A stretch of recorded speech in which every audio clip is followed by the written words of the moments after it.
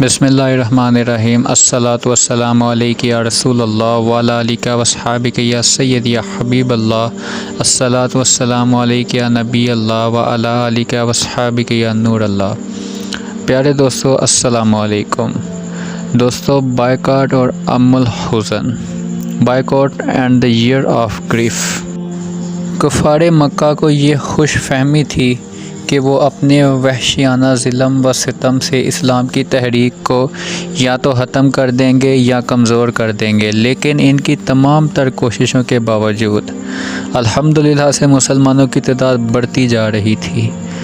اس صورتحال سے وہ آپے سے باہر ہونے لگے اور شدید غصہ دار ہونے لگے۔ کفار تمام سردار ان قریش اور مکہ کے دوسرے کفار نے یہ اسکیم بنائی کہ اللہ کے آخری نبی صلی اللہ علیہ وآلہ وسلم اور آپ صلی اللہ علیہ وسلم کے خاندان کا مکمل بائیکاٹ کر دیا جائے۔ چنانچہ اس تجویز کے مطابق تمام قبائل قریش نے یہ معاہدہ کیا کہ جب تک بنی ہاشم کے خاندان والے حضور علیہ السلام کو ہمارے حوالے نہ کر دیں، کوئی شخص بنو ہاشم کے خاندان سے شادی بیان نہ کرے، کوئی شخص ان لوگوں کے ہاتھ کسی قسم کی خرید و فروخت نہ کرے، کوئی لوگوں کے پاس کھانے پینے کا کوئی سامان نہ جانے دے۔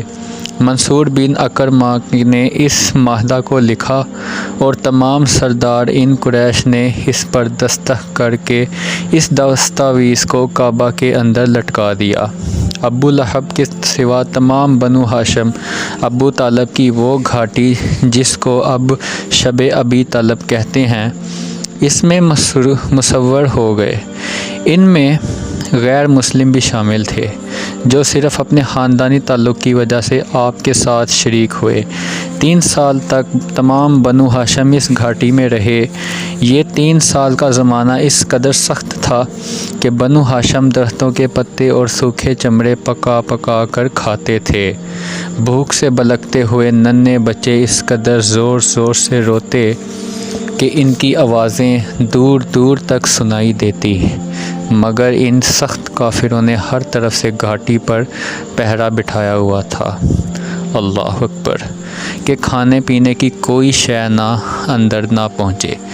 3 سال اسی حالت میں گزر گئے تو اللہ کریم نے اپنے حبیب علیہ السلام کو خبر دی کہ اس معاہدے کو دیمک اس طرح چٹ گئی ہے کہ خدا کے نام کے سوا اس میں کچھ باقی نہیں رہا۔ آپ صلی اللہ علیہ وسلم نے یہ خبر ابو طالب کو دی۔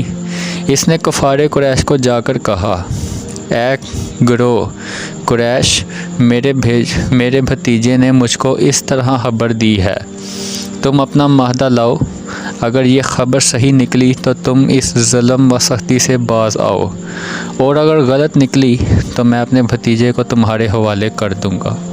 وہ اس پر راضی ہو گئے، اور جب جا کر دیکھا تو ان کے ہوش اڑ گئے کہ جیسا آپ صلی اللہ علیہ وآلہ وسلم نے ارشاد فرمایا حرف بحرف اسی طرح معاملہ تھا۔ سبحان اللہ۔ الحزن یعنی غم کا سال، اعلان نبوت کے 10ویں سال، جبکہ شب ابی طالب کے محاصرے کو ختم ہوئے ابھی تھوڑی ہی وقت گزرا، اللہ کے آخری نبی صلی اللہ علیہ وسلم کے چچا ابو طالب کا انتقال ہو گیا۔ ابو طالب کی وفات سے آپ کو بہت صدمہ ہوا۔ ابو طالب کی وفات کو 1 ہفتہ بھی نہ گزرا تھا کہ آپ صلی اللہ علیہ وسلم کی زوجہ حضرت خدیجہ بھی دنیا سے پردہ فرما گئی۔ مکہ میں یہ 2 ہستیاں ایسی تھیں جو آپ صلی اللہ علیہ وآلہ وسلم آپ علیہ السلام کے بہت قریب تھی۔ قدم قدم پر انہوں نے آپ کی حمایت و مدد کی۔ جب آپ نے کفر و شرک کے تاریک اندھیروں میں توحید کی شمع روشن کی تو کفار نے جو طوفان بدتمیز برپا کیا، یہ دونوں ہستیاں ہی اس مشکل وقت میں آپ کا سہارا بنی۔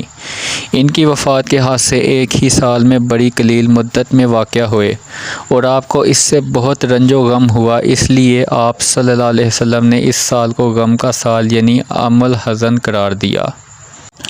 اللہ کے آخری نبی صلی اللہ علیہ وآلہ وسلم پر ظلم و ستم کے یہ میں نے ویڈیوز وغیرہ بنائی ہیں کچھ، اور اس کے بارے میں نے آپ کو بتایا ہے، تاکہ تو آپ کے نالج میں بھی اضافہ ہو اور آپ لوگوں میں بھی اسی طرح ہی ہمارے پیارے نبی صلی اللہ علیہ وآلہ وسلم کی طرح برداشت ہو۔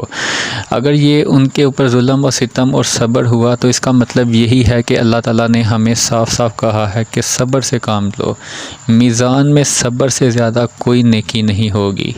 جیسا کہ میں نے پہلے بھی آپ کو ایک ویڈیو میں بتایا تھا کہ حضرت محمد صلی اللہ علیہ وسلم نے فرمایا کہ حدیث شریف میں آتا ہے کہ اگر مسلمان کو ایک کانٹا بھی لگتا ہے تو اس پر بھی اس کا گناہ معاف ہوتا ہے، اور اگر اس کے گناہوں میں اضافہ نہ ہو تو اس کی نیکیاں بڑھ جاتی ہیں۔ حضرت محمد صلی اللہ علیہ وسلم نے فرمایا کہ ایک شخص آئے گا، وہ دیکھے گا میزان میں اتنی نیکیاں ہوں گی، اتنا اجر ہوگا کہ وہ دیکھے گا، وہ حیران ہو جائے گا۔ وہ دیکھے گا میں نے تو اتنے روزے بھی نہیں رکھے، اتنی تہجد بھی نہیں پڑھی، تو یہ نیکیاں کہاں سے آ گئی؟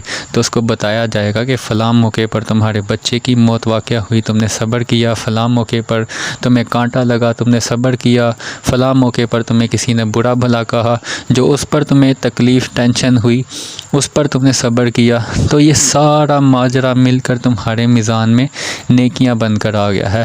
تو اس کی یہی تمنا ہوگی کہ کاش اللہ نے مجھے دنیا میں مصیبتوں میں ہی رکھا ہوتا، مجھے کبھی خوشی نہ دی ہوتی۔